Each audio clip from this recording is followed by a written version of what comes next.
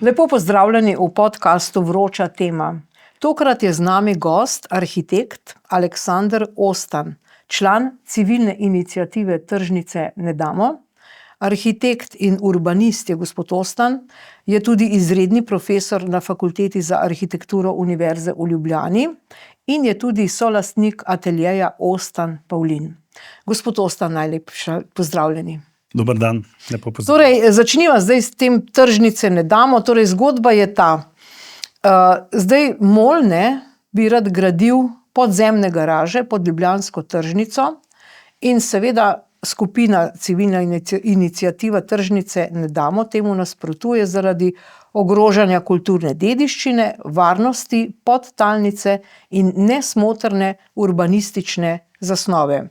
Vi, gospod Ostan, pa v svojih strokovnih člankih govorite tudi o urbicidu. Kaj točno je urbicid?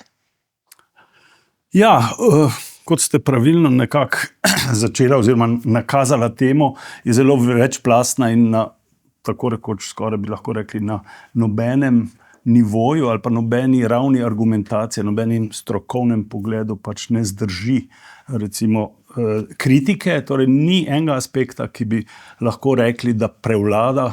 Običajno imamo neke teme, ki so nekje v območjih sivine, pro in kontra, etc. Ampak tle pa tako, da lahko rečemo, da ni enega argumenta iz enega polja, ki bi bil dovolj močan, da bi rekel, to garažo pod tržnico potrebujemo. Ampak tega sva morda kasneje. Ja, vsega se bova lotila. Vprašala urbicid.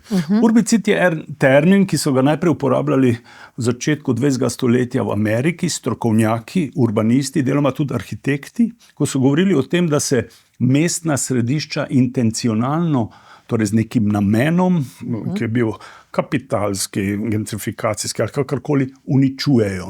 Uničujejo se pa s temi, predvsem 200 stoletje je stoletje modernizma, modernizacije, mobilizacije prometa, kjer so stara mestna jedra začela trpeti in bila deloma žrtvovana. In ta termin urbicid je iz latinskega urbs, mesto, cid je iz korena, da ubijamo, tako kot poznamo genocid, je per analogijam, torej na analogni ravni to neke vrste uničevanje, ubijanje mesta. Razpon tega urbicida je pa dosti širok. Lahko je to z mehkejšimi sredstvi, se pravi, da namesto trga, ki je namenjen primarno ljudem, druženju, etc., greš čez z tako močnim prometom, da pravzaprav življenje tam ne more več razvijati. V Ameriki je to bilo seveda s temi nakupovalnimi središči, tam itak te urbane tradicije in recimo kulture srednjeveških mestnih središč, ko vemo, je novodobna civilizacija, etc. Ampak pa se je pa ta termin razširil in uporabljal tudi v drugih kontekstih, večkrat tudi povezavi z vojnami, lahko rečemo Ukrajina, Gaza, to so vse primeri urbicida tudi ob tem, da lahko seveda ga povezujemo z genocidom, kjer je okoli tega konsens. Medtem ko v recentnem času mi v tem regionalnem kontekstu zelo jasno začnemo o tem govoriti, oziroma začnejo domačini, Sarajevčani v kontekstu Sarajeva. Se pravi, bombardiranje Sarajeva, uničevanje Sarajeva iz teh obronkov, kot veste, Sarajevo v kotlini, takrat so leta obstreljevali mesto in uničevali kulturno dediščino, identiteto, se pravi, pogoje za bivanje in vse, kar spada v ta kontekst. Se pravi, modusi urbicida so različni, ampak so taki, da lahko karkoli, kar na nek način gre v smeri tega, da mesto zgublja na kakovosti bivalni, da zgublja na zgodovinski vrednosti, na spominu, na tem, kar ga na nek način konstituira kot recimo posebna istovetnost, identiteta. In to je ponavadi ta vertikalna os, na katero se nalagajo plasti mesta. Od prazgodovine do sodobnosti. Ljubljana je pa v tem smislu izjemno bogata. In zato jaz tudi uporabljam ta termin v kontekstu načrtovane garaže pod tržnico kot neke vrste intencionalno uničenje same sredice mesta. To je najbolj vitalen, še najbolj živahen in živ del Ljubljane, ki živi še v skladu s tradicijo, ki živi še tudi kot prostor srečevanja, kot socialni prostor, kot prostor eksistence kmetov in pridelovalcev hrane. Se pravi, tu se agrikultura, ta primarna kultura, najstarejša kultura poveže s kulturo in z naravo.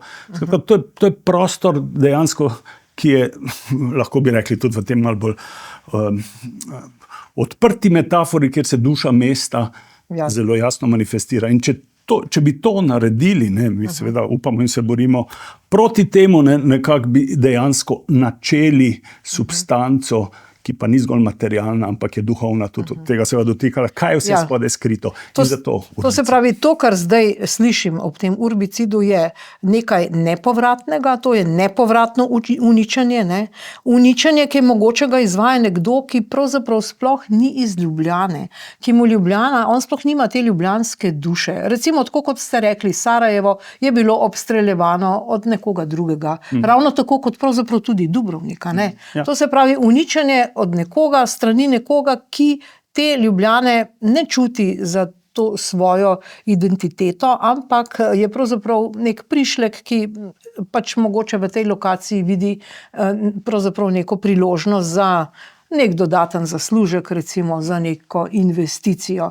Kako vi gledate na to? Kdo nam zdaj uničuje Ljubljano? Ja, to je dosti delikatna tema, ne, nekako o tem zdaj soditi natančno, seveda obstajajo marsikateri podatki, obstajajo kuloarske govorice, obstajajo relativno natančni viri, ki marsikaj manifestirajo. Mi smo s civilno iniciativo Tržnice ne damo, kateri smo pristopili že leta 2006, ko se je prvič napovedalo, da se to lahko zgodi, pa je še trajalo nekaj časa do natečaja, do projekta, etc. Ampak smo se zbrali zelo raznolika druščina različnih strokovnih profilov, različnih generacijskih profilov, prebivalcev mesta, etc. In od takrat, pravzaprav skoraj 20 let, 19 let je vsega skupaj, ko je potrebno, ko nas pokličejo, nekako se oglasimo in nekako argumentiramo, zakaj ta stvar ni smiselna. In seveda po 19 letih že takrat je bilo več kot evidentno, da to na nek način nikakor ni poseg, ki je legitimen, ni relevanten strokovno, ni legitimen v smislu prebivalcev mesta, tudi turistov, na vse zadnje, to je tudi točka, ki jo imajo turisti najraje v mestu, ker doživijo ta utrip mesta avtentično. No, ampak mi se je zgodilo še kup stvari, stvar je mal na nek način valovala, ne, tema je bila eksponirana bolj in mal potonna in se spet. Tu bi se dalo narediti en zelo natančen historiat z vsemi možnimi argumentacijami, ne. Ampak tu imate verjetno na nek način prav, da nekdo, ki ne živi in ne čuti z mestom, ki ni kulturno tudi usidran globinsko, ne more, lahko ti govoriš sicer o najlepšem mestu na svetu, ampak je to en tak PR-ovski prijem, ki ga za tem nasmehom seveda ne moreš globinsko dejansko začutiti. In tudi dosti drugih projektov o tem govori. Zdaj, kaj so še vse intence v ozadju, to je tema, ki presega najino oddajo verjetno, ne, ampak seveda nima smisla tu biti naiven, nima smisla tu pač verjeti tem medijskim in PR-ovskim prijemom in think tankom. Recimo, zgolj en primer, po 19 letih, ali pa rečemo lahko tudi 17, če ne rečemo, da je 2006 že de facto se začel projekt, ampak takrat je bilo obelodanjeno po prvih volitvah, na nek način so oni zdaj šele letos dali na tržnico tako imenovani zabojček in nagovorili občane, da naj dajo svoje predloge, kakšno tržnico si oni želijo. Skratka, če govorimo o participativni demokraciji, o sodelovanju javnosti, o vseh postopkih, ki bi morali biti toliko odprti, da bi vključevali javnost, o Orhuški konvenciji, etc., o zdaj novem evropskem Bauhausu, vse usmeritve, ne, torej Evropa razvita dejansko te mehanizme uporablja. Ne. V Skandinaviji so že precej daleč, ker lokalne skupnosti so odločajo, kako v naslednjih 4-5 letih se skupnost razvijala in imajo dejansko težo. Tudi seveda stroka ima svoje delež teže, ne, pri tem, ampak tle pa pri nas, kot itak vsi vemo, kakšna je situacija, ne, tako da vaša teza mislim, da ima težo. No, ampak gledajte, še nekaj pade, bova šla potem na strokovne argumente, ki jih pač očitno nihče ne posluša, ampak še nekaj pade ven iz te zgodbe, ne. Recimo omenjate leto 2006, takrat je minister Simoniti, minister za kulturo, razglasil to področje tega Vodnikovega trga za kulturno dediščino, ne. Ampak potem takoj naslednje leto je pa nova kulturna ministrica naredila en zelo nekulturen ukrep, Majda Širca, je to seveda anulirala. Je spet postalo kar en navaden trg je ta Vodnikov, ni več kulturna dediščina. Vprašanje je, koliko je tukaj res, namesto da bi se poslušalo stroko, in to vseh vrst stroko, koliko je zdaj tu ta politika in politično prerivanje tistih, ki dejansko niso avtohtoni Ljubljančani. Ja, to je žalostna zgodba. Ne? Slovenija, zdaj bi spet midva lahko šla v širši kontekst, v zgodovino kulturnega boja, v ta naš razkol in to schizmo, ki nas nekako tako travmatično ločuje in ki je v bistvu ena izjemno težka karma, če bi rekli s tem izrazom, oziroma težka dediščina, težka usoda, ki bi jo bilo dobro seveda nekje preseči z nekimi uvidi globimi, in ta sprava bi dejansko morala se dogajati nekako na mnogih nivojih, od duhovnih, če gremo na vrh, do teh recimo čist podjetniško-poslovnih, ker bi morali skupaj stopiti in za projekte in stvari nacionalnega interesa. Ampak tle imamo izjemno težko dediščino. No, in zanimivo, to je čist, recimo tak metaforičen indikator, kaj se dogaja pri nas. To je en zelo pač eksemplaričen primer, ampak dogaja se podobno tudi na lokalnih ravneh, mi dosti sodelujemo z manjšimi občinami, etc. Dogaja se na nivoju seveda države, da ko ena stran, leva ali desna, zdaj, da ne bova čisto kontekstualizirala, nekaj nastavi, druga potem to... Za nalašč. Ne? Čeprav stroka pravi druga. Ja, in to je primer, to ni bilo 2.6 Simoniti, mislim, da je 2.8, nekaj takrat je zaščitil integralno, torej Plečnika in tržnico kot prostor, etc. In dejansko pa takoj zatem je to bilo anulirano.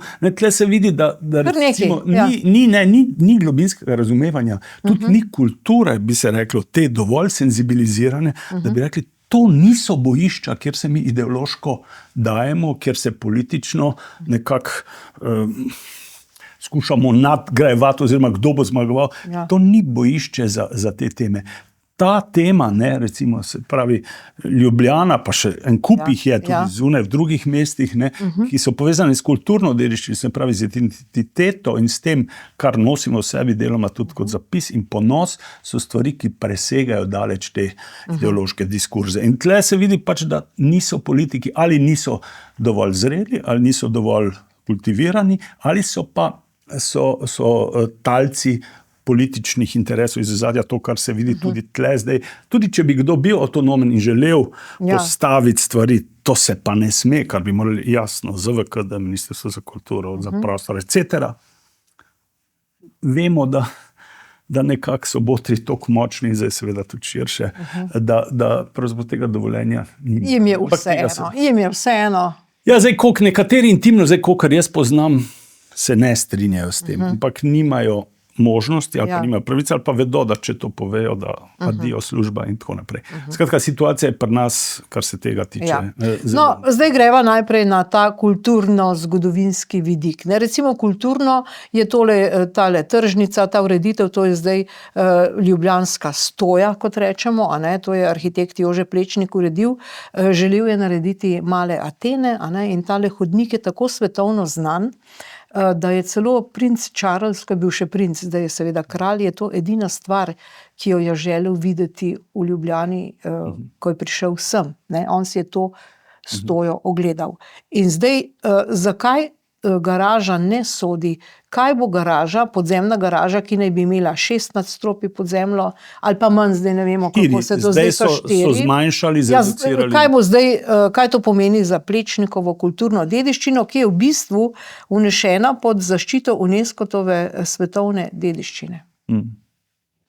Ja, zdaj, Plečnik je de facto od leta 2021 pač upisan v dediščino UNESCO, se pravi univerzalno kulturno dediščino človeštva, ki mora biti toliko avtentična, toliko prepričljiva, da jo vsi ti komisarji oziroma valorizatorji, mislim, da je 10 let trajala ta priprava, najprej se je začelo skupaj s Čehi, pa ker veste, da imamo v Pragi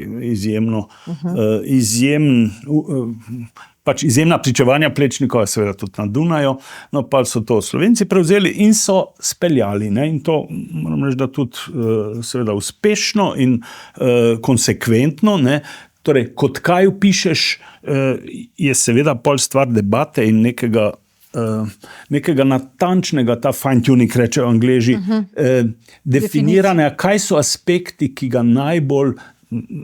najbolj deklarirano ali pa najbolj posebno ali pa najbolj avtentično postavljajo na svetovni zemljevid, da je lahko kot taka avtoriteta, torej kot svetovna dediščina. In tle na koncu, po tudi drugih poskusih, kolikor jaz poznam to tudi, izpadlo to, da oni to humanistično noto oblikovanja odprtih javnih prostorov v mestu, ne, v človeškem merilu in to. In to je tu prisotno, ne, ta stoa iz starogrškega, ne, po stoji so se tudi stojki imenovali, etc. To je cela filozofija tudi v ozadju. Zraven pa agora, ne, se pravi trg, kjer se srečujejo ljudje, in stoja kot ta longitudinalna dolga poteza z stebriščem, ne, kjer imaš tržnice, kjer se dogaja izmenjava. Trg je zanimivo, ni samo trg kot prostorski fenomen, ampak tam se tudi trženje dogaja od nekoč, ne, etimološko sta to skoraj sinonima. Ne. In to je ta prostor v svoji izjemni odprtosti. In kolonade Plečnikove ga zamejujejo in na nek način tudi reinterpretirajo srednjeveško mestno obzidje. Tu zdaj, če bi pogledali na tej podobi, ne, Se lahko rečeva, da se lahko sedete, ampak bomo povedali, recimo Kopitarjeva ulica je bila ta, kjer je bil zid med Poljanami in Starim mestom, ne? Ne, pravzaprav še malo bolj zahodno, ob Marovi hiši, Ob Marovi tako hiši. porezano. Ja, tako. Tam je bilo dvojno obzidje, tako imenovani cvinger, torej od, to kar zdaj vidimo, ne, Ja. od tega bastiona oziroma Barbakana, ki so ga arheologi 2010, mislim, da odkrili in so bili presenečeni, da je tako dobro ohranjen.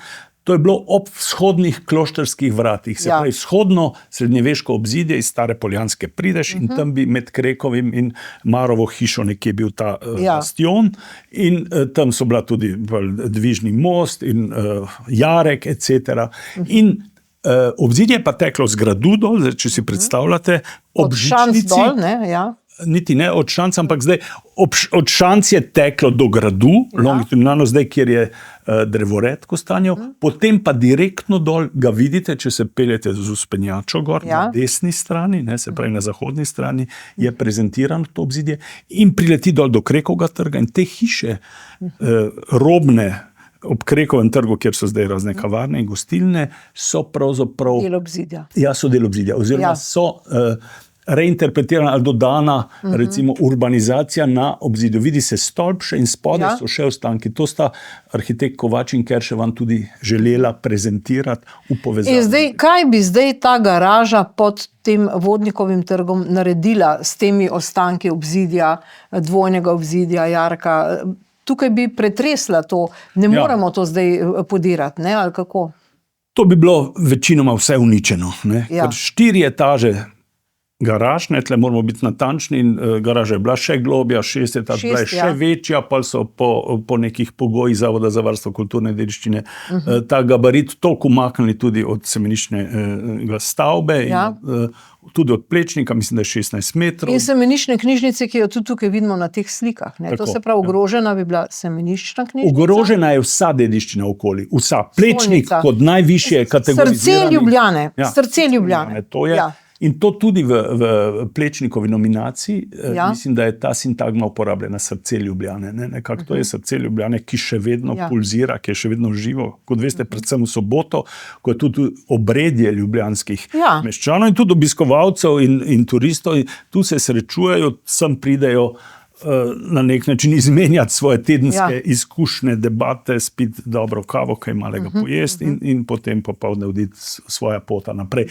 Skratka, to je ena tradicija, ki je dolgoletna in mislim, da Željko Kozin v svoji knjigi, torej skupaj z Žnidaršičem, omenja te stare cize, ki so prihajale iz Krakovega, to so šrapetih in tako lepo. Solatarice. Lepo, solatarice se lepo apostrofira, ker reče, Konačkov in župan še spita, mamice s cizami že gredo. Že gredo na trg, No in ta poseg bi de facto ogrozil vso dediščino okoli. To ni zgolj Plečnik, ki je prvokategornik, recimo, ampak tudi Semeniška knjižnica je seveda prvokategorna. Ne. Tudi prednji je dobil to nominacijo, je bilo jasno, da je to je jasno, da je to paradigmatsko povsem zgrešen projekt in ogroža pravzaprav tudi v drugi liniji stolnico in poslikave Langusove, v prvi liniji predvsem Semeniško s temi izjemnimi Langusovimi freskami.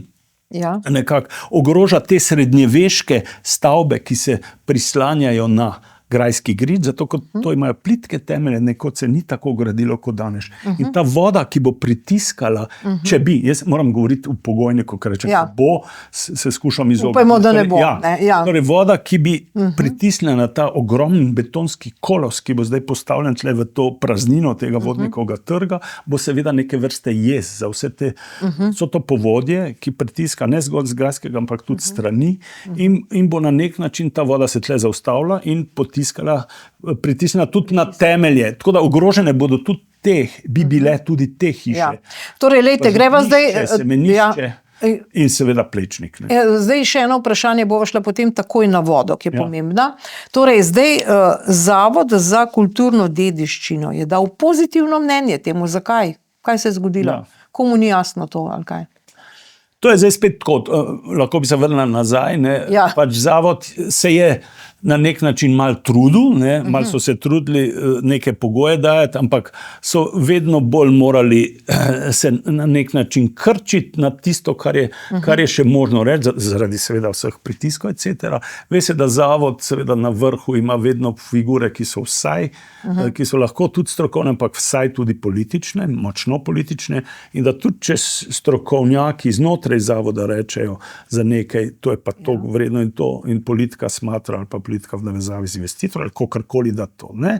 To pade. In tle je šlo seveda z počasnim kuhanjem, nekako skupaj se je toliko zreduciralo, da bi bilo kaos sprejemljivo, tudi za Zavod. In na vse zadnje niso mogli več drugače, ker je bilo vsemu zadoščeno, seveda ključnim stvarim pa absolutno ne, ampak tem parametrom, recimo okoliškim, kvantitativnim, ki so rekli toliko in toliko metrov od Semeniške knjižnice, toliko in toliko metrov od Maroje, toliko in toliko od Plečnika, etc. In to bo še sprejemljivo s tem, da pač seveda tle ni pametnjakovič ali pa profeta, če rečem lepše, ki bi lahko rekel, kaj je tle sprejemljivo, ker multiplikativni učinki negativni so tudi tako zelo nepredvidljivi, od vode do vibracij in vsega, da nobeden ne more, zdaj skušajo projektanti znanstveno natančnostjo reči, da tle se ne bo nič zgodilo.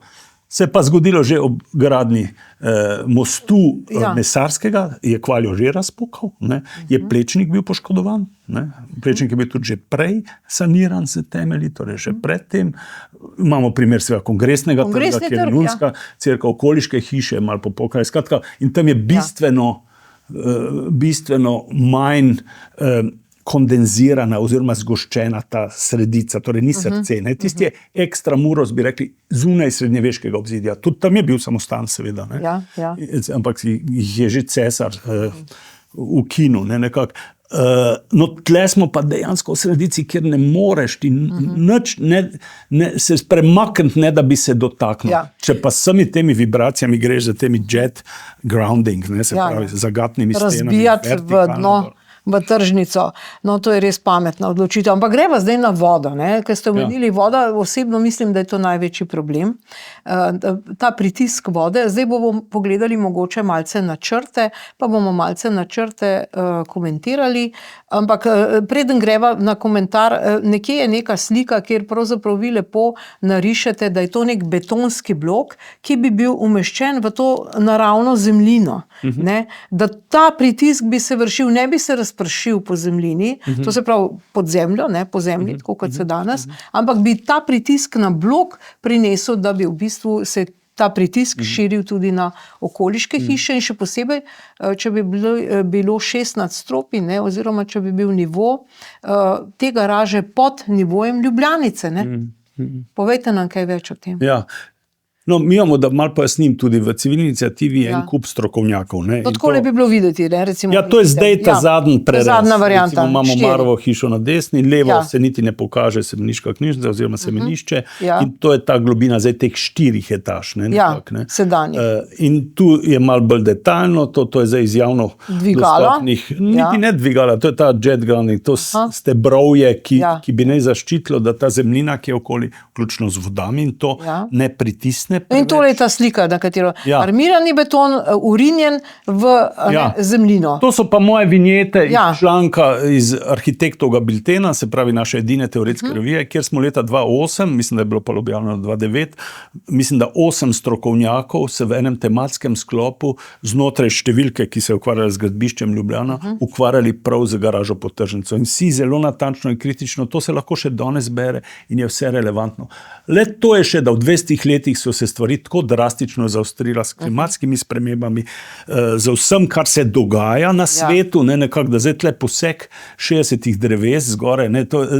Dan danes, ko imamo zdaj sporedno razstavo Vroče točke v Kresiji, kjer Društvo arhitektov Ljubljane, ki je bilo mimogrede tudi umaknjeno kot stranka v postopku, to je vse absurdno, kot zaščitnik javnega interesa in prostora, torej dokazuje, kaj se v mestih dogaja, tudi v Ljubljani. In to je še eden od aspektov. No. Skratka, takrat smo že pisali o tem in te vinjete so iz tistega leta, še moje, te, ki so prostoročni. Načrti so pa iz tega zadnjih načrtov, ki jih projektanti pač pripravljamo. Tle vidimo redko prekrivanje starega tlorisa samostana, frančiškanskega s cerkvijo, z križnim hodnikom in garaža danes v teh gabaritih poseže točno v sredico križnega hodnika. Torej, to se vidi na tem. Zdaj pa ta risba pa zelo jasno pokaže, da pa seveda to, kar oni hočejo povedati, da je zgolj v območju križnega hodnika in okoliško 2 krili povozi, gradbišče gre pa čist naokoli. Skratka, če bi se to zgodilo, na nek način imamo tam, ne tako kot oni to seveda spet PR-ovsko, intencionalno, tendenciozno rečejo, da bo v parih letih to gradbišče fertik, to ni šans. Mislim, če se še pojavijo finančni problemi, etc., kot pri Stožicah, imamo mi tle lahko gradbeno jamo, pa nič. Nekdo bi rad Ljubljano spremenil v Soroarce, očitno. Upajmo, da mu ne bo uspelo. Torej, lejte, zdaj tale voda, v kolikšni meri voda res ogroža, če bi seveda bila ta luknja narejena, pa bi voda potem šla, ta potalnica v kolikšni meri ogroža. Ja, no to, kar sem prej omenil, v civilni iniciativi nas je dosti svobodnjakov, itak je to civilna družba, to dela iz prepričanja globokega, da je to prav ne zato, ker bi kdorkoli karkoli dobil. To so tudi starejši ljudje, inženirji, ki imajo izjemno bogate izkušnje. In gospod recimo Malajner, ki je delal tudi v Nemčiji z mnogimi mesti in z državo, etc., in je izjemen poznavalec vsega, kar se dogaja pod zemljo, tudi komunalnega inženirstva, pravi, da toliko težkih pogojev ni srečal še nikoli pod zemljo, take geologije. Ta geologija, razen da je zelo neugodna spodaj, tudi plasti zemlje, in to je tudi dvopartitna. Na eni strani bi se bistveno bolj posedala kot na drugi. To bi bil še en dodatni aspekt, ki bi za ta kolos predstavljal potencialno nevarnost pokanja, etc. Potem pa voda, nekako voda z vseh strani. Tu bi moral zdaj nekdo interpretirati, ki je čist specialist, ampak to je to, s čimer sem prej začel. Ta brana, ta jez podzemno ustvari nepredvidljive poteke. Za vodo vemo, da je ne moramo jeti na strehi, nam nekje začne spuščati, pa grejo majstri gor in odkrijejo, da je to 10 metrov drugje luknjica in da potuje, ne vem, po izolaciji ali kjerkoli. In tu je primerljivo, ne moramo natančno povedati, kaj se v teh geoloških strukturah dogaja z podtalnicami, z talno vodo, z temi vodnjaki, ki pridejo z gradu, kaj se dogaja z Ljubljanico, kaj bi se dogajalo. Skratka, tle te enačbe ne moramo nastaviti. To ni abstraktna matematika, to je realnost, kjer so recimo ti modeli, ki jih zdaj večkrat delamo, recimo tudi z vodarji, nekako skušamo poplavno ogroženost, oni naredijo nek simulacijski model in se predvidi, kje so stopnje ogroženosti ob vodotoku. To je neka aproksimacija. Resničnost je potem, sploh pa spodaj, kjer ne moreš vedeti točno, čisto natančno, kaj se dogaja, resničnost je pa bistveno bolj kompleksna in bistveno bolj nepredvidljiva. Torej, tle je to tveganje, stopnja tveganja, ne vem zdaj, izjemna, nekako, da se karkoli lahko zgodi. Vse od poškodovanja kulturne dediščine, od Langusovih fresk, ki so najbolj fina reč, ki se ne da obnavljati. Kakšno hišo še ti malo iniciraš, podpreš, zasaniraš, recimo tam, kjer nima najbolj finih elementov, da se to toliko ne vidi, ali pri temeljih, ali po kampadah, karkoli recimo podtemeliš in konsolidiraš, fresk ne moreš. To je toliko fin izbor pigmentov, materialov, ki jih je. On je še delal freske, je še pred Alla Secco zagovarjal te pravo na mokri podlagi, hvalijo in to naredil. In to je vrhunska dediščina. In če se to poškoduje, so že lastnice in razpoke, zgubimo mi eno izjemno, torej bi lahko tudi rekli svetovno dediščino. To so bili mojstri, ki so k nam prihajali iz Furlanije, iz Italije, Pozzo, ki je prišel stolnico graditi. Operozi so vse to tudi inicirali. Dolničar in Prešern, torej ne ta naš Prešern, ampak sta v bistvu po italijanskem vzoru Akademijo Operozorum ustanovila in ta je bila tak propulzivni motor, tak je barok pripeljal. In zato imamo mi fenomen ljubljanskega baroka. In so prišli ti mojstri in so to naredili, vključno z robo, ki ga imamo. Tako da imamo robove angelčke in imamo freske. Soroarci kličejo, radi bi bili na mesto Ljubljane. Ampak glejte, zdaj zelo je pa zanimivo to, da se na nek način zanalašč poriva tale garaža, čeprav so alternativne možnosti v bližini, to je Grajski hrib. To je še eden od paradoksov ali pa od absurdov, bi lahko rekli, ki dokazuje, da nekaj je v ozadju, kar je globje kot zgolj to, da bi branjevke rable, recimo to garaž. Branjevke te garaže, če greste vi dejansko v globjo anketo z njimi, mi hodimo na tržnico tudi in predstavniki civilne iniciative, te starejše tudi gospa Marinka, ki je pač tam že 20 let v zrelih letih to še koordinira, kolikor uspe nekako in dobijo relevantne informacije. Ampak seveda branjevci so pod nadzorom in so sklicani občasno in imajo ultimativne pogoje dobijo in seveda nekateri pač to pokleknejo in rečejo. Ampak dejansko oni zjutraj, ko pridejo, jutranje ure 5-6, nobenega tam ne moti, ali pa zelo redke moti, ki grejo tako zgodaj. In pridejo na gabaritu, razložijo stvari in popoldne, ko je malo bolj moteče, ampak tudi se da prebijati tam mes,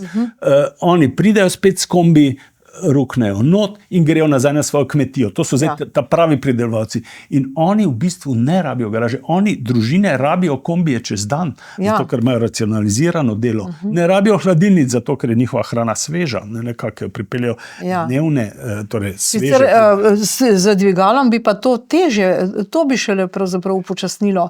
To dviganje sem pa tja, pa prelaganje. To bi bilo logistično bistveno težje. Zdaj tudi pravijo kolegi, ki so to malo bolj doštudirali, da ta 2-3 dostopi do garaže bi bilo absolutno premalo, da vsaj še 10 bi jih rabil, če bi hotel logistično to tako izpeljati, da ne bi bilo zagat tam, da ne bi bilo teh rush hourjev, tudi drugi, ki bi prišli od spodaj, da ta dvigala pa niso vsa... Ni elektrike, ne moram domov, ali kaj? Ampak to še recimo, mislim, skratka, ni tudi premišljeno tehnološkega načrta natančnega ni, kako bo to podzemno delovalo in kako bi optimalno pač dejansko pomagali tem, da se morda za par teh, sploh teh, ki pač so bolj prekupčevalci, da to še bi imelo neko korist. Ampak se druge stvari, ne se voda, ne se več pitnikov, ne se tlaki uredijo, mi nismo, in tudi kritični del stroke, torej večina stroke je proti temu, večina javnosti je proti temu. Tu se pa še vedno prodaja to, kot da je to, ne vem, omni prezentna ideja, ki bo reševala parkiranje tudi za prebivalce. In to, kar ste zdaj omenili, obstaja alternativa, ki je pa bistveno bolj celovita in bistveno manj škode povzroči, bistveno manj problemov. In to je ta 30 let že je ta idejna zasnova in idejni projekt pripravljen, in sicer garaža pod grajskim gričem. Tako so naredili v Salzburgu, to je tudi drugje, ki je primer. Skratka, ti greš v grajski grič, če bi že rabili garažo. Danes so trendi taki, da pravzaprav prometa sploh ne, z javnim prometom, peš, kolesarjenjem, etc. Ampak, če bi hoteli napajati staro mesto, da vemo, da je grajski griček pač po svoji topografiji in geometriji tak konveksen, in znotraj tega, tu imamo zdaj to risbo, bi garažna hiša napajena iz tunela, kot zanka, sledila tej topografiji, tle vidimo prereze, in iz tega profila, ki bi lahko bil večji ali manjši, geologija je ugodna, to so tudi vrhunski strokovnjaki v AB-ju, recimo, ugotavljali, iz teh večjih etaž, tle bi dobili cirka, zdaj govorim tako, to so aproksimativne ocene, dobrih 2000 lahko parkirišč, v podtržnično jih imamo zdaj 260 ali nekaj. Skratka, spet neprimerljivo, predvsem pa je neprimerljivo to, da bi tle lahko prebivalce napajali skozi atrije,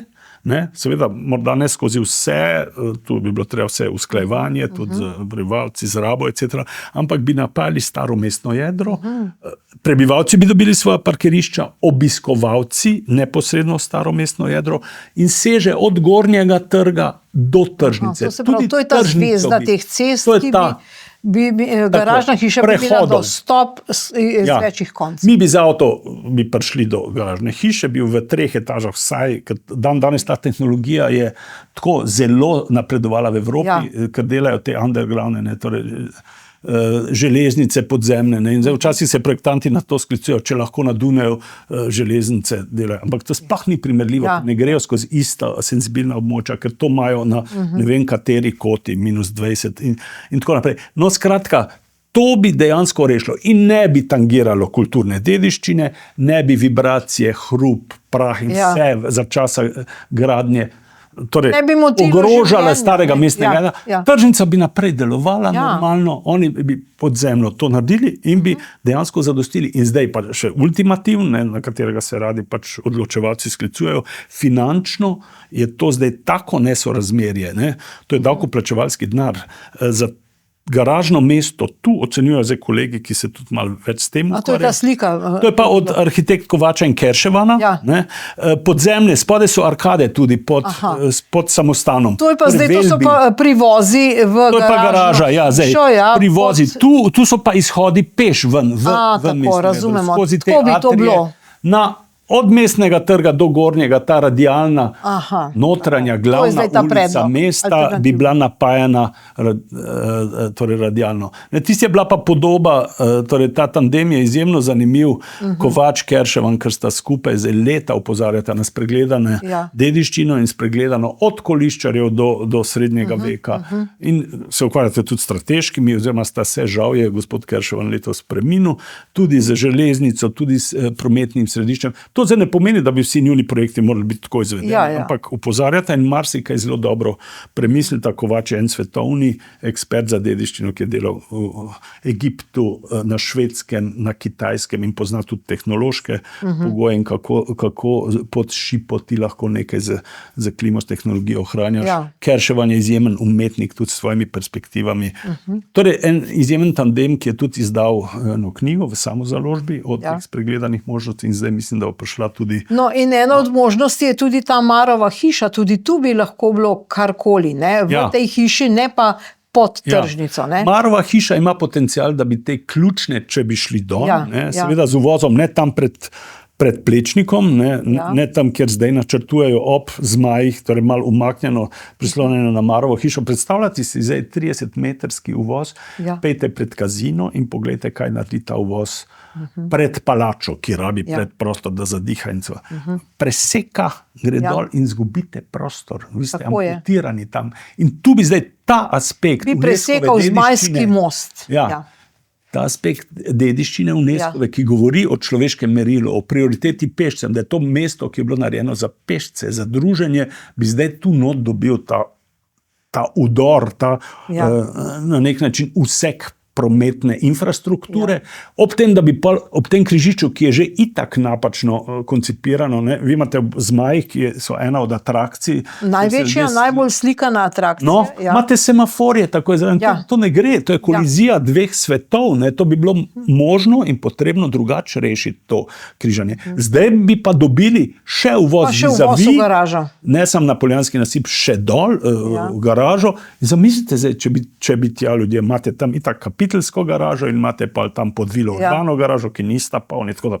Ampak če bi šli dol in boste tle imeli takšen zamašek prometni, bi imeli, da bi o tem sploh ne govorijo, ne, kaj bi se zgodilo. Ob tem, da predvsem bi pešci to dolgo promenado obstoji, ki jo na nek način interpretiramo in jo je Plečnik pravzaprav omogočil, ki se nadaljuje pa tudi naprej do Ambroževega trga, pa rečemo tudi do Cukrarne, etc. Bi tu zdaj prekinili, ne, ali pa deloma obstruirali, ne, teče pa vsaj do Tromostovja in pol vzdolž cele Ljubljanice. Ne moreš tega narediti. To je tako nekulturno, ne, tudi stroka, ki to počne in zagovarja, nekako ni dorasla, ne, kulturno z svojo senzibilnostjo temu, kar naredijo. In tudi težko bo to, kdajkoli bi to težko pred zgodovino zagovarjali, če bi se to zgodilo. Tako da jaz upam tudi zaradi njih, ne, da ne bo njihovo. Vseeno, oni bodo šli drugam.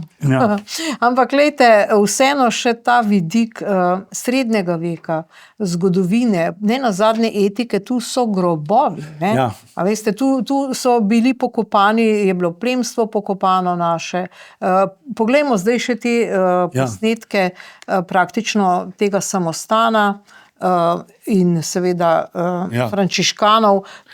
To je risba Šemrlova rekonstrukcije frančiškanskega kompleksa. Tle spodaj vidite ta bastion oziroma Bataclan, to, kar so zdaj odkrili, in vidite to dvojno obzidje, ki vodi do vodnih vrat, in pol to obzidje, ki je že takrat srednjeveško teklo. In Plečnik s to relativno monumentalno potezo, če pogledamo z Majskega mostu ali pa z tega novodobnega mesarskega, ne, vidite, da je to ena krasno artikulirana z logiko tektonike in sosledja, nalaganja in kompozicijsko razčlenja s temi tempjeti, tako da mi imamo antiko v ozadju, barok. Male Atene je delal. Zdaj bomo imeli pa Soroarce. Dejansko z vsemi temi posegi skušal Ljubljano in jo je pripeljal na zemljevid svetovni. Ko pridejo vrhunski strokovnjaki in gremo z njimi po Ljubljani, vidijo. In vedo, brez Plečnika bi to bilo eno simpatično, pitoreskno srednjeveško mestno jedro in pač 19. stoletje in pa tudi 20. Ampak Plečnik je rekel, da ni lepo, ne? Ampak on je pa to izboljšal. On je bil kritičen do tega, avstro-ogrskega. No, to je zdaj ta stoja s templem.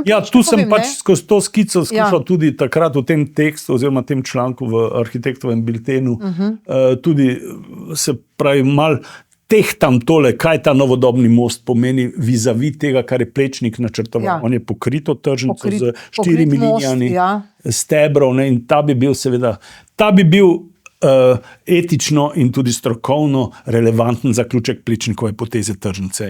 In kliče ta odprtina, ki je on pustil med tema dvema kriloma, ki se približata, tam bi se morala ta streha nadaljevati in zelo lepo na drugi strani tudi razlije, ker imamo višinsko razliko s temi polkrožnimi svojimi formami in to bi bila še ena atrakcija, še ena ikona recimo Ljubljane.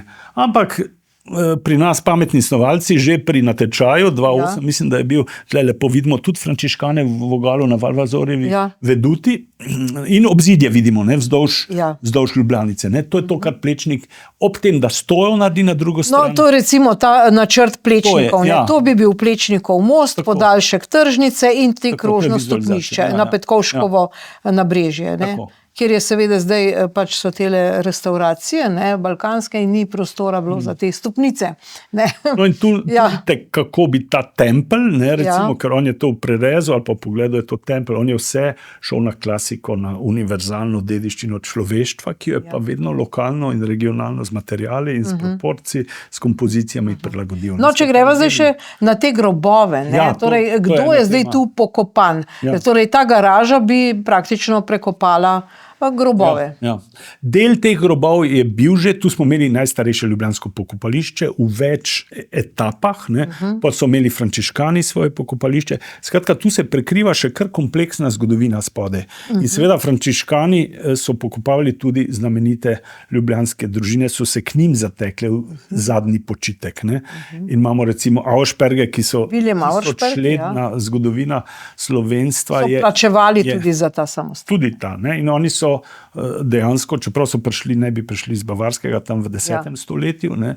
Po Otonovi bitki tam z Madžari, ne? Ampak oni so pa, seveda Turjak je njihov grad, ne? Ampak pa imajo v Ljubljani dve palači, Knežjo palačo in Knežji dvorec, in danes imamo eni muzej, na druge pa Nuk, ne? Ker je potres to tako razrukal. Ampak Plečnik uporabi te kamne in jih integrira v Nuk. Ne? On je bil tok, recimo pred časom tudi, da je znal ponovno uporabiti materiale in spomine, je recikliral. Ne? Ja, reuse, recycle. Ja, vse to. In vidite na njegovi hiši in kjerkoli. No, skratka, te družine so tu, del kostnice je bil odprt, del grobnic je bil tudi, ko so na cerkev prišli, mislim, da spravljen, ne? Ampak o tem zdaj ni zelo jasnih podatkov. Medtem ko ob križnem hodniku, pa te velbi spode, je pa baje še kup, ne? To je recimo zdaj po interpretaciji arheologov in Kovača, je tam ne vem koliko teh grobničnih plošč, skratka naletelo se bo gotovo še na ostanke ne samo plemenitih, tudi ti, ki so bili na cerkvenem pokopališču. Skratka, tu gre pa za en res morda najgloblji kulturni in duhovni odnos neke kulture, neke sredine do svojih pokojnih. Do tega odnosa v Ljubljani ni, ne, do kosti pa do pokojnih, se veste. Vemo, ja. Niso niti pokopani, vemo, ne smejo biti na žalah, pa tako naprej, ne. Ja. To je res, ne? To je res, mislim, katastrofa. Ja. Ja, ampak recimo tle zdaj še to vključiti, ne, ta pietetni aspekt, ali pa recimo rečemo antični pri Antigoni. Tudi v vseh kulturah spoštovanje prednikov, ne, tle pa še tako zelo žlahno. V vseh ostalih plasteh, ki bi tu bili tangirani, je pa to tisti najbolj boleč, ne, recimo, da rečeš, da pa s kostmi in z spominom razmetavaš in jih rukneš proč, ali pa tudi, če jih spraviš in nadomestiš sveto zemljo, v kateri ležijo, recimo, ne, z infrastrukturo najbolj vulgarne stopnje. Ne. Tu se tudi pravo sreča, ne, zdaj, če bi gledali, to so še druge teme, postopki, ki so tudi peljani tako, ne, mislim, po meji ali onkraj, ne, nekako pravo to togo, recimo pozitivistično pravo, ki skuša kot črko zakona interpretirati in pa eventualno kaj spelje z tem živim, celovitim pravom, ki se odziva. Ne? Znotraj prava tudi ni enoznačno in pravniki, tudi tisti, ki so malo razumevajoči, tudi v AB-ju ta gospod Pavčnik zelo lepo to opiše, ne? Kako je treba kulturno dediščino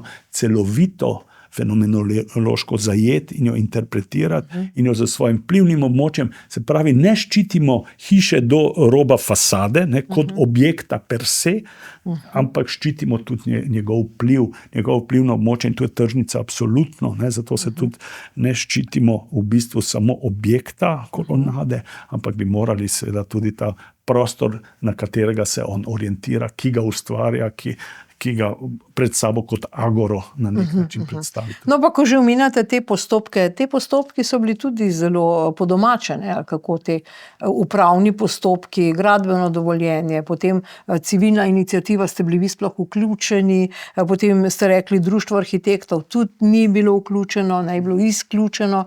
Kakšni so bili te postopki? Ja, to je to gibanje, ne, kako ti pravo, kako lahko slalomiraš med pravom. To poznamo tudi pri kanalu CO, etc. Ja. To vemo iz historijata, ne, kolegi, ki delajo z mestom projekte, ali pa tudi sicer vemo, kako je možno gradbeno dovoljenje se sekljati na koščke, ne celovito, ne, kako ga je možno zaobiti, kako je možno interpretirati tendenciozno, kje so luknje v pravu, kako lahko dobiš mnenje od pravnika, da recimo ne bo ogrožena UNESCO dediščina in da se lahko dela. Postopek je bil peljan brez UNESCO, ne. Postopek pridobivanja integralnega gradbenega dovoljenja, ki se zdaj verjetno zaključuje. Mi smo imeli 2 obravnavi na Ministrstvu za prostor. Smo šli tisti, ki smo se lahko prebili not seveda z dovoljenji od 3 subjektov, ki so bili pripoznani od več kot 100, ki so se prijavili. ki so bili pripoznani, da so lahko stranka v postopku. In to je razen škofije oziroma cerkve še naša civilna iniciativa in je to društvo AGG, se pravi Alpe Adria Green. Ne. Ti trije, vse ostalo so izločili, ne, tudi to, kar sem omenil društvo. Mi smo z društvom arhitektov seveda tudi društvo, čeprav ima v upravnem odboru heterogeno sestavo, tudi podobno kot civilna iniciativa, torej ni politično telo, so našli konsens in napisali zelo jasno kritiko tega posega. Seveda so pa doživeli deloma pogrom, ne, nekako tudi predsednik je bil na Prangerju, etc. In so bili, tu pa gre za te fine pravne distinkcije. Oni mislim, zdaj, če bom natančno, oni imajo v statutu zapisano, torej mi imamo, ker smo člani tudi društva, ne, to podpiramo, da smo ščitimo javni in prostorski interes. Torej smo za aspekte prostora in civilne družbe. Ja. Oni so pa tu zapisali, ne, da je okoljski aspekt pomemben. Ne? In ta distinkcija med prostorom in okoljem izloči pol, recimo. Pa kako okoljski se pripeljejo avtomobile v center mesta? Glejte, tukaj je tudi to. Vseho izpusti. In pol ta, recimo, HIA, ki se dela, torej Heritage Impact Assessment, se pravi, presoja, kakšen vpliv bi imela garaža pod tržnico na Plečnikovo univerzalno dediščino. To moraš narediti, ker UNESCO pol centrala to presoja, dobi to, ampak so tudi zaobšli. Seveda niso civilne družbe, seveda niso civilne iniciative, nobenega vprašali. Oni so čist mimo peljali. In zelo tendenciozno, ker seveda MOL je izbral izvajalca tega Heritage Impact. MOL je izbral izvajalca presoje vpliva na okolje in to je v bistvu vodja tega je biolog. Kako lahko biolog, lahko je mal priučen, presoja o vrhunski kulturni dediščini, kako se bo ti vplivi manifestirali. In še 3 sodelavce iz Maribora, fizika, strojnika, skratka, povsem nekompetentni za tako vrhunsko dediščino. Tu rabiš ti vrhunske strokovnjake. In ti, ki so pa pol HIA izdelovali, pa mal podobno, nekako napaberkovana skupina, tudi žal ne s pravim profilom, tudi naši biologinja. Ja, zdaj, kako so jih, ne vemo točno, ampak pač kdor gre sploh v tako reč, ne, ali se mora zavedati, da bo pod strašnimi pritiski, da bo moral tako narediti, kot bo naročnik želel, ali pa reče, gremo v bitko in bom ampak takih strah seva skozi ta mesto in tudi sicer. Ne. Veste, to so stroke, ljudje se ne upajo izpostaviti, ker vejo, da ne bodo dobili projektov, da bo še kaj več in tako naprej. Skratka, tle je to bilo tudi peljano tako. Mimo, tako da UNESCO, mi dejansko nimamo še vedno od UNESCO nobenega. Oni so izločili presojo vplivov na okolje, tako spretno, iz postopka pridobivanja gradbenega dovoljenja. Gradbeno dovoljenje je zdaj pred tem, da bo zelo verjetno izdano, čeprav po vseh parametrih, tam je bilo kup strokovnjakov, ne, ki smo bili, pa dali svoje mnenja, smo bili zelo obstruirani, ne, skrajčani na 5 minut, etc. Pol sicer predaš ti papirologijo, ampak tam zelo verjetno, glede na poznavanje stanja stvari, bo gradbeno pridobljeno slej ko prej. Zelo verjetno. Če bi bilo ga še ni, ampak čakamo vsak hip lahko.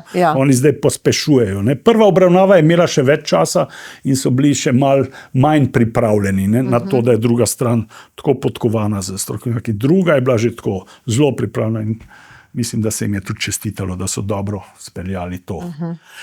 Skratka, tam tudi ne more noben, tudi če bi kdo spet bil prepričan, da to ni prav. No, in v neki demokratični državi s tradicijo, z transparentnimi postopki, ker tega ne bi bilo mogoče, to gradbeno, niti vlagali ga ne bi, padlo bi že 100-krat pred tem, na vseh teh recimo stopnjah, kjer se stvar presoja, na vse zadnje tudi na participaciji, na tem, da ne pravi ljudje pripravljajo stvari, etc. Ampak pri nas pač živimo v takem kontekstu in taki kulturi. No, in zdaj to pač zdaj, kaj se bo pa potem lahko zgodilo, je pa zdaj odprto vprašanje. Seveda, mi se bomo borili do konca, dokler so pravna in druga sredstva. Zdaj, zanimivo je, v Evropi se je zgodil, mislim, da 2 tedna nazaj presedan, Nizozemska neka nevladna organizacija je tožila državo, ne z posledicami, ki bi bile dokazljive in že izračunane zaradi zdravja in zaradi posledic na bivanju. Torej, v pravu, v ustavi so pravice za zdravo bivanje in etc. V ustavi je tudi pravica do kulturne dediščine in tudi to se zaobide deloma. Ne. So dokazali, da bo potencialni poseg lahko prinesel toliko in toliko škode in je Evropsko sodišče, mislim, da je eno za človekove pravice, ne vem točno zdaj katere, jim je dalo prav. Ne? Se pravi, neke vrste presedan, ker tle se oni hitro izognejo. Kje imate pa dokaze, da bo kaj Torej, vi ste na UNESCO pisali, ali kako? Ja, na UNESCO je šlo par dopisov. Teh dopisov. Mislim, da civilna iniciativa je pisala, tudi drugi. Ja, nič, oni samo zaenkrat potrdijo, da so prejeli, ne? Ampak oni čakajo verjetno tudi tole. Ne? Zdaj, zanimivo je, da je znotraj Zavoda za varstvo kulturne dediščine skupina, ki je pripravljala UNESCO nominacijo, ki ni dala pozitivnega mnenja za ta dokument HIA, torej Heritage Impact Assessment, ki ga je delala pač skupina strokovnjakov, ki jo je mesto izbralo. Ne. Ta biolog, ne? Biolog je presojal vplivov znotraj gradbenega. Tu je pa tudi izvorno biologinja, ampak pa krajinska arhitektka, ki je vodila to ekipo, tudi pravzaprav ne pravi profil za to.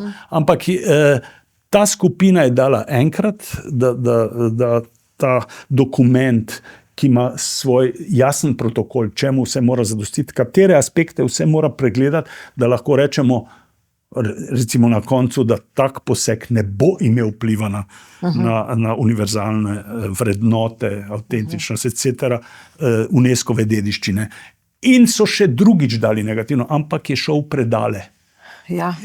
Ta dokument je šel predale in ni romal naprej in HIA je pravzaprav bila po dolgem času HIA tudi, torej ta postopek ni vključeval civilne družbe, kar je imanenten del, recimo, da ti preveriš z vsemi, ne, kaj mislijo. Ne. Dobro, povejmo zdaj še to bistveno, ne, tega slona v trgovini s porcelanom, cena. Ne.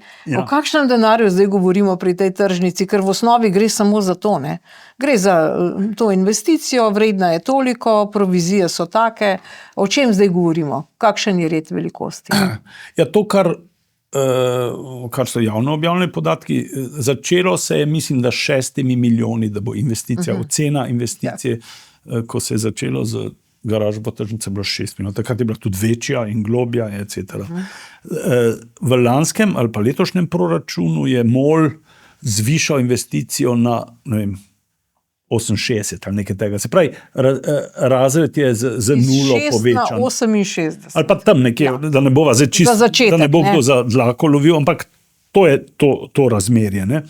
In pa so izračunali ti naši, ki se s tem malo ukvarjajo, tudi ekonomijo malo poznajo, pa tudi, da bi tudi tu je nek interval razpona, ampak da bi eno to parkirno mesto spodaj za to investicijo, ne, ki ga mi plačujemo, davkoplačevalci, ne, bi ga plačevali, je cirka 100,000 evrov, ne, nekako eno. Ne. Skratka, take absurdne cene, zdaj lahko je tudi 80, pa je tudi to na vse zadnje zdaj. Medtem ko recimo to garaža pod Grajskim gričem je pa skoraj za nulo manj. Ne? Za 20,000 se je eno oceno. Tudi zaradi tega, ker jih je več, tudi zato, ker je ta poseg bistveno manj invaziven, ker ni treba vse te tehnologije za zaščito jame, mislim, ki je izjemno zahtevna in sofisticirana in mora vse štimati v nulo. Ne? Pri naši operativi pa to, veste, vemo, kako laufajo naša gradbišča. Ne? Si delati iluzije, da bo to vse tesnilo in vse štimalo, je zelo težko. No? Skratka, ta ekonomski aspekt je pa še tisti ultimativni, ne? Recimo, ki dejansko govori, če že uprit garaži pod Grajskim gričem, ali pa tega ne. Mislim, to se ne dela. Jaz ne vem, zdaj, kje imajo pamet. Ne? To je... ko gre v sfere norosti. No, pa še to, ne samo pamet. Ljubljana je bila zelena prestolnica Evrope leta 2016, ne, to se pravi pred 10 leti, praktično bo zdaj, ne. Ampak kam to sodi, v katero zeleno prestolnico? Ne? Sej mi bi morali pravzaprav manjšati promet v center mesta, ne. Ne pa, da zdaj ga vabimo z neko novo kvazi garažo. No, to je prvi, recimo, če bi pogledali tako, iz širšega pogleda v ožje, specialne, ne, mi dva sva zdaj skakala, malo sem pa tja, ne. Prvi premislek je na ravni mestnega načrta oziroma občinskega prostorskega načrta, etc. In ta vključuje urbanizma, ne, in prostorskega načrtovanja. In eden od ključnih aspektov tega je, poleg pač, se pravi, morfologije mesta, oblikotvorja, je promet. In promet, ne, se deklarativno, tudi na ravni mesta, prodajajo, da grejo v trajnostno mobilnost, to zdaj vsa slovenska mesta tudi delajo študije, ampak ponekod se res malo premika, ponekod je pa to samo ena od mapic, ki obleži na policah v pisarnah. Ne. Absolutno ne bi smeli vabiti individualnega prometa v mesto. Promet se ustavlja na zunanjem ringu. Ne. Zunaj imamo park and ride parkirišča, to, kar ponekod tudi zdaj že malo deluje, ne, obvoznici, etc. Pa javni promet odlično izpeljan mora to poservisirati, da te pripelje do notranjega ringa in pa se na tržnico prihaja, če greste peš, eventualno s kolesom, to je druženje, ki je v miru in je posvečeno. Ti ne prideš z avto dol, da boš kupil kišto paradižnik.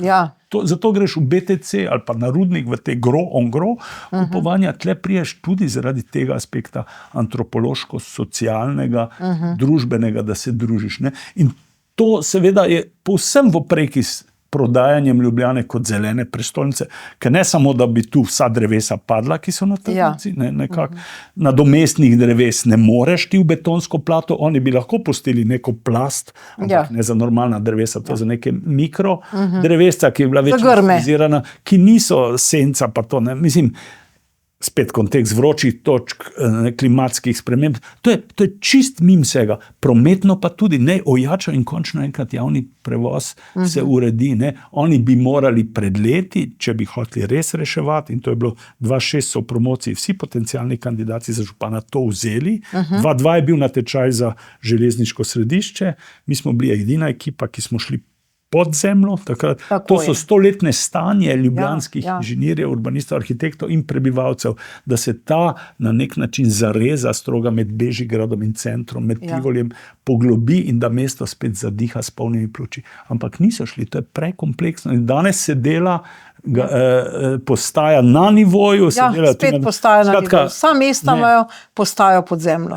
In žalostno to, verjetno je zdaj zadnja možnost bila in da gre. In namesto, da bi tam zakopali, seveda žrtvovali par let, malo nemira in etc., ampak rešili ta problem in pol bi mesto zadihalo, bi kopali tle, kjer je najmanj primerno. Skratka, hierarhično valorizirati, kje je smiselno kaj početi. In to je urbanizem. Ti moraš vedeti, kam kaj umestiti, na kak način vzpostaviti pogoje, ki so optimalni potem za posamezne arhitekture, parke, etc. In tega ni, zato ker urbanizem tle pri nas je investitorski, je partikularen, na parcelo fokusiran na te high-rise. Pa še celo politični zanalašč. Ja, vse to, kar v bistvu pač v nekem zrelem mestu, ki je dejansko participativno, demokratično, pa tudi seveda s tržnimi mehanizmi, pa vse, ampak tu se srečajo in najdejo neke pametne odgovore v mestih, ki imajo prava ravnovesja. No in sploh Ljubljana ima še nekaj takih posegov nezrelih, balkanskih ali kakorkoli. A lahko še kaj komentirate, kar imamo zdaj v Ljubljani, recimo Ilirijo, bazen, karkoli pač imamo. To me zdaj... Ja, to so vse te bolečine, ne? Torej, zamujene priložnosti, napačno zastavljeni projekti. Pri Iliriji smo, takrat, ko se je o tem prvič začelo govoriti, je bila stroka zelo proti. Društvo, zbornica, etc. In so kljub vsemu tišali natečaj in stroka je poklicala stroka znotraj stroke, da naj bojkotiramo. In smo bojkotirali ta natečaj. Zato, ker je to dejansko pozicija tega Blodkovega kopališča, ki je neka dediščina moderne, diskretno, zadržano, še vedno ne prekine stika s Tivoljem, kaj je bistveno. Živi, mi smo otroke, recimo v Juli, pa to, ko smo še delali, vodili tja, to je super polet in to. Pač tu nimaš nekega mega kopališča, ne? Zato, ker osrednje mesto, središče mesta prenese, to je ta tako imenovana nosilnost prostora, kaj neka lokacija prenese in za kakšno ceno. Ampak so tišali in so dobili 3 projekte iz tujine. In zmagal je ta gospod iz Innsbrucka, Lorenz, ampak Pol je kljub vsemu bil pritisk tak, pa morda tudi kriza, 2008, etc., da je stvar potonila. Ampak seveda župan je to potegnil ven in na tiho, ko so se druge bitke borile, Plečnikov stadion, ne, da se tudi tam ta katastrofalno drastičen trener, pa še več garaž sproti, ampak ni toliko izjemna dediščina na stadionu novem, ne? Na tržnici, ja, pa stolpnice, pa ti bloki proti fondom in to. Skratka, medtem so to tako malo perfidno pripeljali spet, pa smo se malo začeli gledati, ampak vi ste proti vsemu. Ampak to ni, taka stvar ne sodi. Prometno spet ni prav, ker bo tam spet gneča, vidite, kakšni so uvozi, ne sodi kot arhitektura, ki je to jeklo, steklo.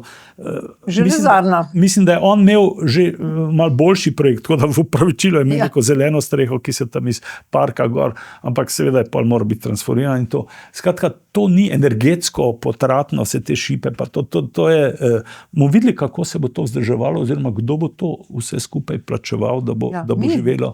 No in zdaj, seveda za nas arhitekturno je to pač, če se prepeješ po Celovški, pa vidiš vse to spodaj tega bogega blodka, tam, mislim, tam portal je ostal ta gor še zgore pa ta. Mislim, in to je slika, ne, kot alegorija stanja stvari pri nas. Ne, to fino, nežno, kulturno, kar smo podedovali, je pojahano, ali pa lahko uporabite bolj drastične izraze z novim, ki nima relacije, ki nima odnosa, ki nima ne srca, ne razuma, ne tle, oboje deluje. Ne, to je, ne, prostor je v tem smislu tako pripoveden, mi nezavedno hodimo skozi, ampak toliko vpliva na nas, toliko je ta izkušnja celostna z vsemi čuti, ne, nekako, da niti ni primerljiv z literaturo, ki bolj, seveda tudi umetniška, ampak bolj intelekt nagovarja te dve hemisferi. Tu je ta izkušnja utelešena, kot se danes reče neurologi, in ti ugotavlja ta embodied experience. In če to začneš tako uničevati in sistematično rezati, ali pa z nerazumevanjem, zdaj,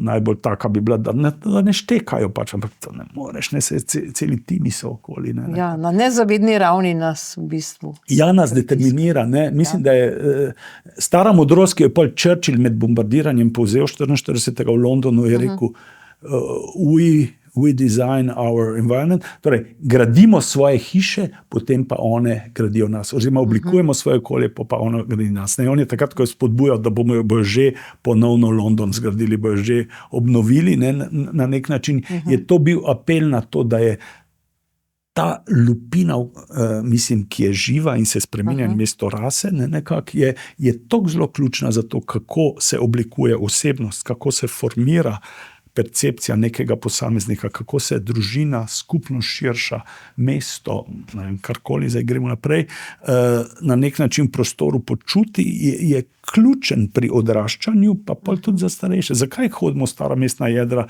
na srečevanje s prijatelji, na kavo, restauracijo, na ne vem, karkoli, ne pa seveda danes hodijo tudi v nakupovalna središča, ampak tisti je tako nasprotje, ne, doživljajsko, kar se prostora tiče, tam so seveda parkirišča, pa je pa samo stroj za konzumiranje dobrin potrošniških. No, skratka, če bi to razumeli, ampak to je bolj na nacionalni ravni, ne, tle imamo tudi gor po državi, nimamo velikih voditeljev, ne, ki bi to kulturo bivalno, pa potem tudi urbanizem, arhitekturo, recimo Mitterrand je poskušal v Parizu, neko, če je bil tako, recimo, rečemo, bolj veliko potezni te svoje projekte.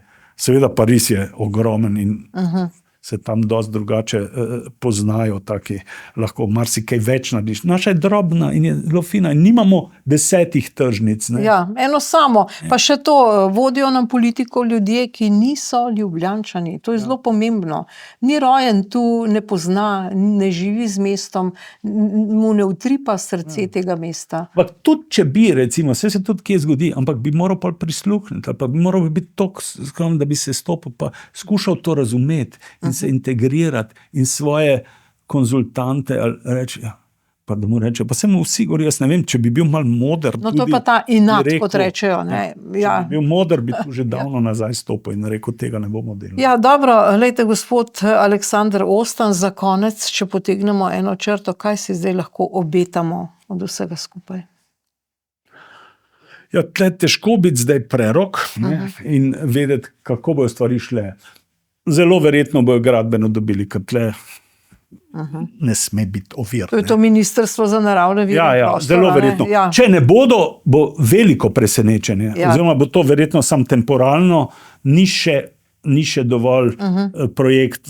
Morate še malo tega dodati in se bo to malo prolongiralo. Ampak njim se mudi, se veste, volitve, etc. In pa bo treba s pravnimi sredstvi, tle zdaj pač vsaj ti pravniki bodo morali zelo jasno prijeti. In zdaj ta primer tega presedana v Evropi govori o tem, da se bo morda dalo zdaj tudi projekcijsko, torej anticipirati probleme, ki jih en tak poseg naredi. Na vsem, zdravje, vročinska točka, promet, kultura, druženje, socialni aspekti, eksistenca teh branjevcev, etc., da se bi dalo, ne vem, to je zdaj en teritorij, ki je neznan, ampak če bi bilo mogoče, bi bilo seveda s pravnimi sredstvi najbolj prav, ampak naša prerešetana država, pravniško, ne prerešetana oziroma tako partikularna, da pač naredijo za tistega, ki je ali dovolj močan ali plača, mnenje je tako, kot želijo, tako so na vse zadnje pridobili tudi za UNESCO mesto mnenje. Druga je pa to, da bi morala javnost biti bolj budna. Jaz mislim, ne samo civilne iniciative, ne samo društva, etc., recimo intelektualci, družboslovci se ne oglašajo, ali ne razumejo tega, ali ne smejo. Mislim, ni prave podpore, ki bi morala biti recimo za tako temo, recimo dejansko toliko močna, da bi to pretreslo, da bi pač pol en kandidat za župana ali karkoli rekel, to me bo pa stalo, lahko volitev ali pa karkoli, zdaj govorim tako. Mislim, in tu bi bilo za pričakovati, tle si težko obetamo, da se bojo zbudili, oziroma da si bojo upali povedati. Pa mislim, da poznam kar nekaj tajih, ki so zelo proti in ki vas podpiramo zelo, dajte še naprej. Mislim, važno je, da zdržite in to. Mislim, ampak smo kot na nek način bitka David in Goljat. In tle je pol v tem zgodovinsko-simbolnem smislu zaupanje v resnico in pravico in lepoto tudi, ki se na vse zadnje morajo manifestirati. In slej, ko prej bo to jasno. Čim prej, tem boljše za vse skupaj. Čim dlj, če se zakoplje, bo težko, bo hudo. No, da se to pokaže in da na vse zadnje pa na koncu zmaga dobro in pravica in resnica. To je zdaj tako globoko zaupanje, zaradi katerega se pol človek angažira, pa ko imamo itak toliko enih pol odprtih, ustvarjalnih, fakulteta, etc., kaj ti je pa tega treba zdaj se še tle izpostavljati, etc. To tudi poslušaš. Ampak kolegi so pa večinoma tudi tiho. Torej, tu bova naredila piko. Okay. Gospod Ostan, najlepša hvala za vaše komentarje in hvala za pozornost. Nasvidenje.